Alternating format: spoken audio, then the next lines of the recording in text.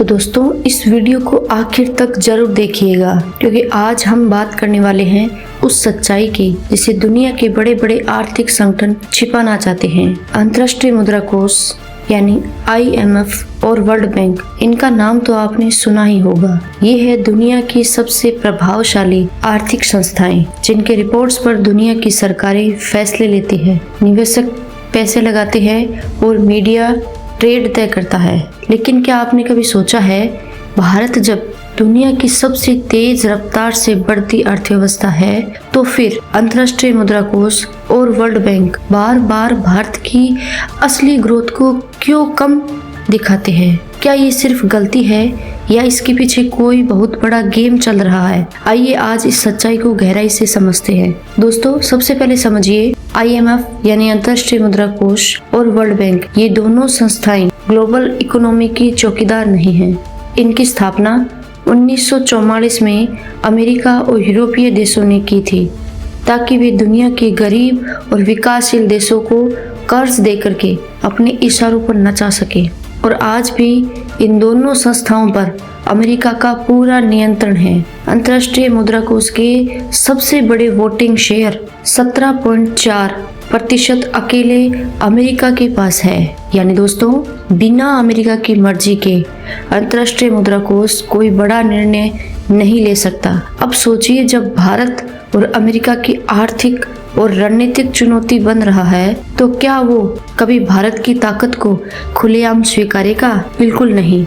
अंतर्राष्ट्रीय मुद्रा कोष हर साल वर्ल्ड इकोनॉमिक आउटलुक रिपोर्ट निकालता है और वो उसमें भारत की GDP ग्रोथ को अक्सर डाउनवर्ड रिवीजन करता है। वो कभी 7.2 से घटा करके 6.8%, कभी 6.8 से घटा करके 6.3%। हर बार एक बहाना मिलता है, ग्लोबल शटडाउन, इन्फ्लेशन प्रेशर या वीक डिमांड।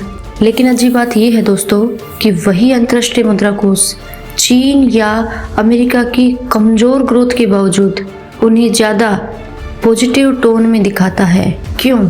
क्या है इसका कारण? क्योंकि अंतर्राष्ट्रीय मुद्रा कोष को दुनिया में एक नैरेटिव कंट्रोल बनाए रखना है कि पश्चिमी देश ही इकोनॉमिक पावर हाउस है और बाकी सब डेवलपिंग फॉलोवर्स है। लेकिन दोस्तों सच्चाई कुछ और ही है।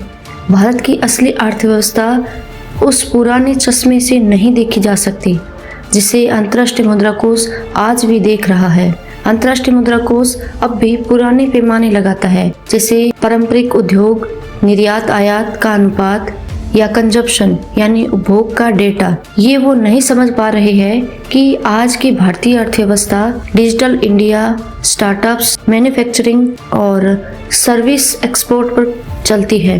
भारत की UPI इकोनॉमी, भारत की स्पेस इकोनॉमी, भारत की डिफेंस एक्सपोर्ट इकोनॉमी, भारत की डिफेंस एक्सपोर्ट इकोनॉमी, ये सब अंतर्राष्ट्रीय मुद्रा कोष के पुराने फॉर्मूले में फिट नहीं बैठते। इसलिए उनके चार्ट में भारत की असली ताकत कभी पूरी दिखती ही नहीं। वर्ल्ड बैंक का भी वही हाल है। जब वो रिपोर्ट जारी करता है तो भारत की प्रगति को स्लो डाउन कह के नीचा दिखा देता है। यानी उन्हें यकीन ही नहीं होता कि भारत इतना तेज कैसे बढ़ सकता है, क्योंकि उनके दिमाग में आज भी वो ही पुरानी तस्वीर है, गरीबी, भीड़, पिछड़ापन।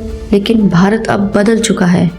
आज भारत वो देश है जो नासा के बराबर सैटेलाइट मिशन लॉन्च कर रहा है, चीन को सप्लाई चेन में टक्कर दे रहा है और अमेरिका को टेक्नोलॉजी में चुनौती दे रहा है। तो अब सवाल उठता है कि अंतर्राष्ट्रीय मुद्रा कोष और वर्ल्ड बैंक इस बदलाव को स्वीकार करने से क्यों डरते हैं, या फिर जानबूझकर भारत की छवि को छोटा दिखा रहे हैं ताकि दुनिया का इकोनॉमिक पावर बैलेंस बदल ना जाए? दोस्तों एक और बड़ा कारण है विदेशों की रुचि। अंतर्राष्ट्रीय मुद्रा कोष और वर्ल्ड बैंक की रिपोर्ट्स पर विदेशी मीडिया अपनी हेडलाइन बनाता है और वही हेडलाइन तय करती है कि कौन सा देश निवेश के लायक है और कौन नहीं।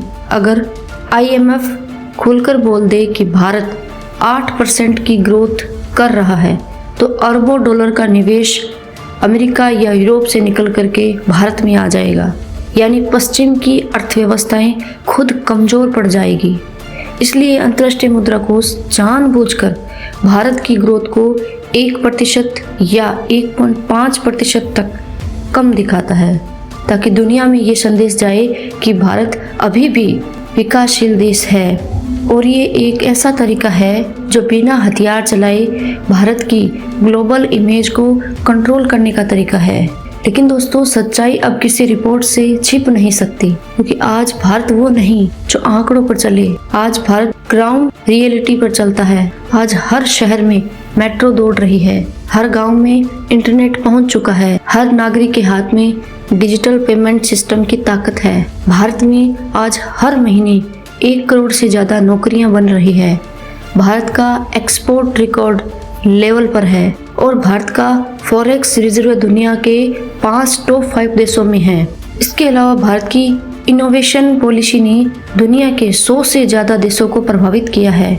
IMF चाहे कम दिखाएं, वर्ल्ड बैंक चाहे चुप रहे, भारत अब खुद अपनी रिपोर्ट बन चुका है। दोस्तों, आज का भारत वो भारत है जो अब किसी पश्चिमी रिपोर्ट से अपनी पहचान नहीं ढूंढता।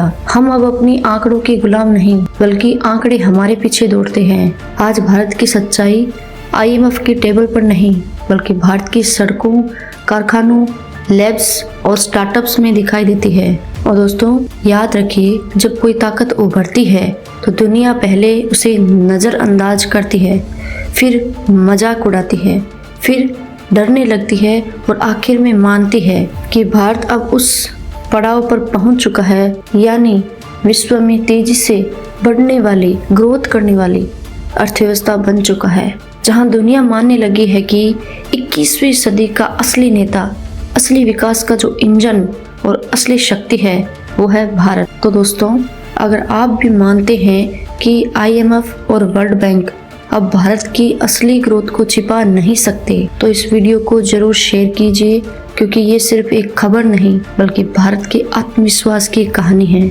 आपको ये वीडियो कैसा लगा? यदि अच्छा लगा हो तो एक लाइक जरूर करें और अपने दोस्तों के साथ शेयर जरूर करें। और अब तक यदि आपने चैनल को सब्सक्राइब नहीं किया है तो जरूर इस चैनल को सब्सक्राइब करके इस परिवार का हिस्सा बने। इसी के साथ ही मिलते हैं दोस्तों नए वीडियो, नए उमंग, नए विचार के साथ। तब तक के लिए जय हिंद, जय भारत, जय श्री राम।